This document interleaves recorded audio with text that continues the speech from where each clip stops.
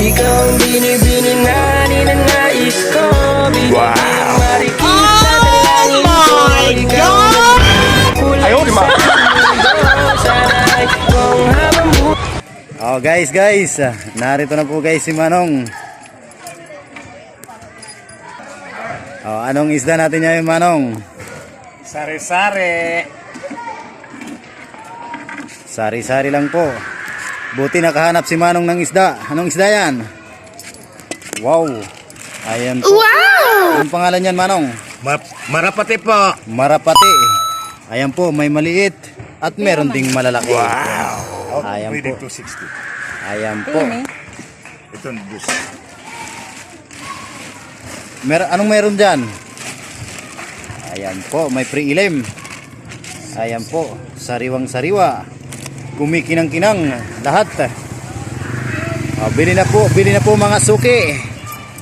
Ito po ang isda ni Manong. Mapay na kulo pa iyo din niya barangay Mandangay. Adin naliwatan yung mga paborito at sangkay na matalik si Manong Bulahog kaabot pala. Kay gumikan makorean isda, kabutangan ligid may bayon. Damo ang nanagat pero good kilanda ko. Natiro ko kung making pagiging tiro ko para makadalala ka niya barangay Mandangay. Anong sa Tagalog yan, Manong? Ito, ibig sabihin yan, sinasabi yan sa layginto. Ayan po.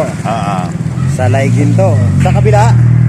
Ito po ang sinasabing sap-sap. Wow! Sa waray-waray. Ayan po. Dakmulan kung sa waray-waray. Sap-sap po dito sa Tagalog. Ayan po. Ito po ang presyo, mura lang. 120 ang kilo dito. Perfect! Ito po ang kilo dyan.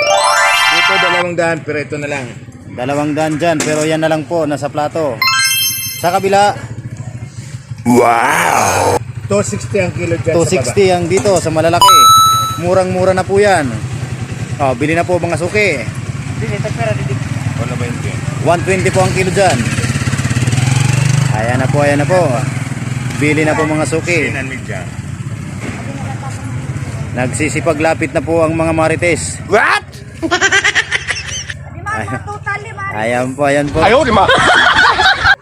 Pili na. 120 ang kilo. Ayan po. 120 ang kilo dyan sa sapsap. 200 amo na leton. At tuloy ito, boss, mga dago pa ubos. Bili na mga suki. Mga bago na dago pa. Puro mga bagong huli. Kumikinang-kinang sa sariwa. Ayan po.